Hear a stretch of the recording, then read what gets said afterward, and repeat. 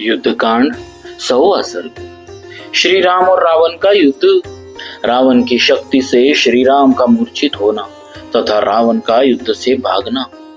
अपने उस अस्त्र के नष्ट हो जाने पर महातेजस्वी राक्षस राज रावण ने दूना क्रोध प्रकट किया। उसने क्रोधवश श्री राम जी के ऊपर एक दूसरे भयंकर अस्त्रों को छोड़ने का आयोजन किया, जिसे मायासुर ने बनाया था। उस समय रावण के धनुष से वज्र के समान दृढ़ और दमकते हुए शूल, गदा, मूसल, मुदगर, कूटपाश तथा चमचमाती अशनी आदि भांति भांति के तीखे अस्त्र छूटने लगे, मानो प्रलय काल में वायु के विविध रूप प्रकट हो रहे हो। तब उत्तम अस्त्र के ज्ञाताओं में श्रेष्ठ महातेजस्वी श्रीमान रघुनाथ जी ने गांधर्व नामक श्रेष्ठ अस्त्र के द्वारा रावण के उस अस्त्र को शांत कर दिया। महात्मा श्री रघुनाथ जी के द्वारा उस अस्त्र के प्रतिहत हो जाने पर रावण के नेत्र क्रोध से लाल हो गए और उसने सूर्यास्त्र का प्रयोग किया।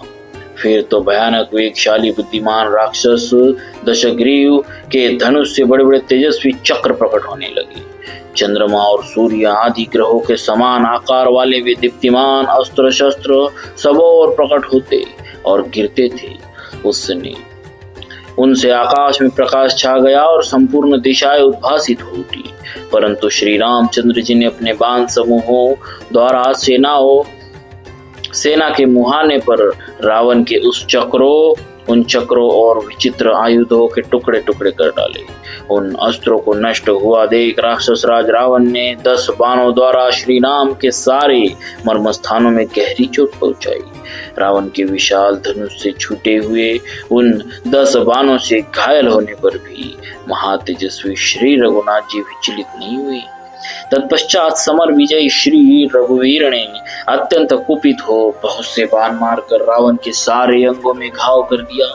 इसी बीच में शत्रु वीरों का संहार करने वाले महाबली रामानुज लक्ष्मण ने कुपित हो 7 सायक हाथ में लिए। उन महान वेगशाली सायकों द्वारा उन महातेजस्वी सुमित्रा कुमार ने रावण की ध्वजा के, जिसमें मनुष्य की खोपड़ी का चिन्ह था, कई टुकड़े कर डाले। इसके बाद महाबली श्रीमान लक्ष्मण ने एक बाण से उस राक्षस की सारथी का जगमगाते हुए कुंडलों से मंडित मस्तक भी काट लिया। इतना ही नहीं, लक्ष्मण ने 5 पैने बाण मारकर उस राक्षस राज के हाथी की सूंड के समान मोटे धनुष को भी काट डाला। तदनंतर विभीषण ने उछलकर अपनी गदा से रावण के नील मेघ के समान कांति वाले सुंदर पर्वताकार घोड़ों को भी मार गिराया। घोड़ों के मारे जाने पर रावण अपने विशाल रथ से वेग पूर्वक कूद पड़ा और अपने भाई पर उसे बड़ा क्रोध आया।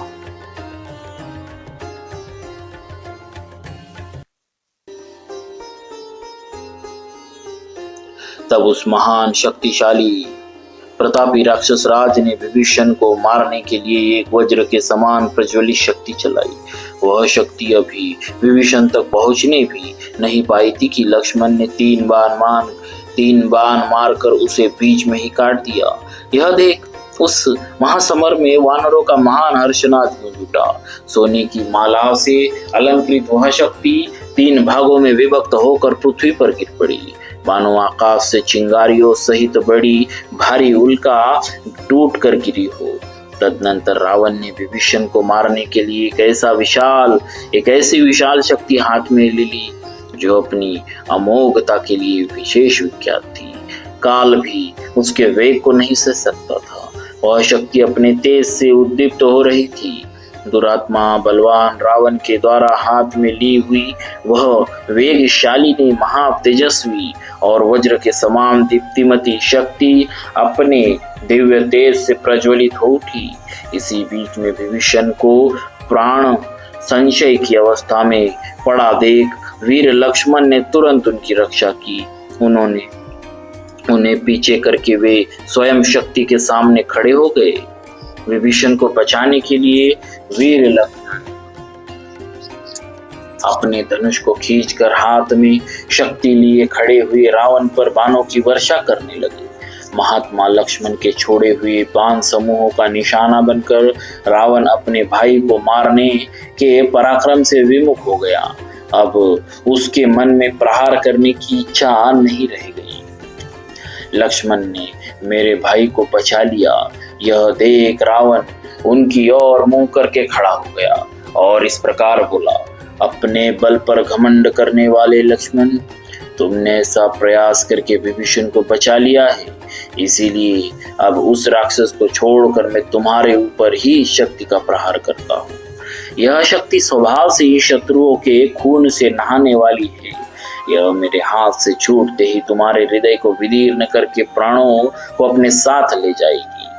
ऐसा कहकर अत्यंत कुपित हुए रावण ने मायासुर की माया से निर्मित 8 घंटों से विभूषित तथा महाभयंकर शब्द करने वाली उस अमोघ एवं शत्रु घातिनी शक्ति को, जो अपने तेज से प्रज्वलित हो रही थी, लक्ष्मण को लक्ष्य करके चला दिया और बड़े जोर से गर्जना की।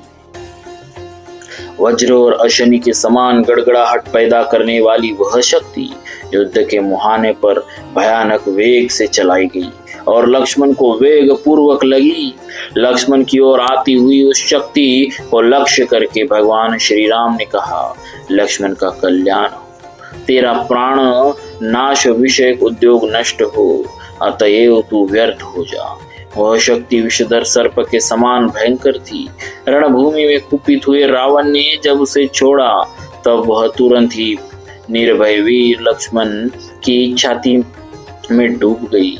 नागराज वासुकी की जिह्वा के समान देदीप्यमान वह महा तेजस्विनी और महावेगवती शक्ति जब लक्ष्मण के विशाल वक्षस्थल पर गिरी, तब रावण के वेग से बहुत गहराई तक धंस गई। उस शक्ति से हृदय विदीर्ण हो जाने के कारण लक्ष्मण पृथ्वी पर गिर पड़े।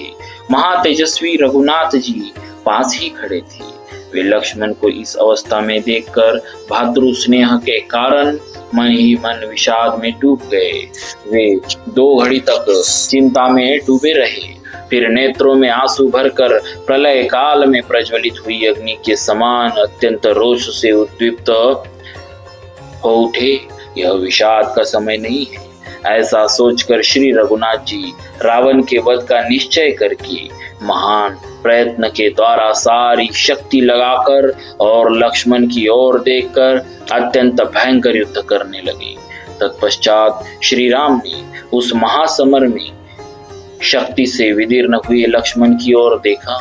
वे खून से लथपथ होकर पड़े थे और सर्पयुक्त पर्वत के समान जान पड़ते थे। अत्यंत बलवान रावण की चलाई हुई उस शक्ति को लक्ष्मण की छाती से निकालने के लिए बहुत प्रयत्न करने पर भी वे श्रेष्ठ वानरगण सफल न हो सके, क्योंकि वे वानर भी राक्षस शिरोमणि रावण के बाण समूहों से बहुत पीड़ित थे।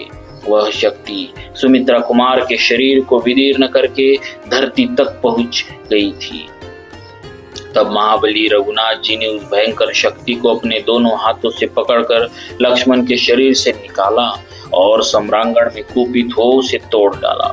श्री रामचंद्र जी जब लक्ष्मण के शरीर से शक्ति निकाल रहे थे, उस समय महाबली रावण उनके संपूर्ण अंगों पर मर्मभेदी बाणों की वर्षा करता रहा, परंतु उन बाणों की परवाह न करके लक्ष्मण को हृदय से लगाकर भगवान श्री राम हनुमान और महाकपि सुग्रीव से बोले, कपिवरो, तुम लोग लक्ष्मण को इसी तरह सब ओर से घेर कर खड़े रहो।